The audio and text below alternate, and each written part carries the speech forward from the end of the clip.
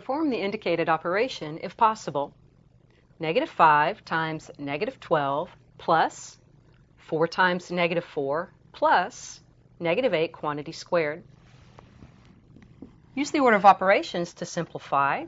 I think we'll start right here with this -8 quantity squared. So writing each line, -5 times -12 plus 4 times -4 plus -8 times -8 is a positive 64. Let's perform the multiplication next. -5 times -12 is positive 60. 4 times -4 is a negative 16. And lastly, don't forget that plus 64. Now working from left to right. 60 plus a negative 16 is 44. And 44 plus 64 is a 108. This expression simplifies to 108.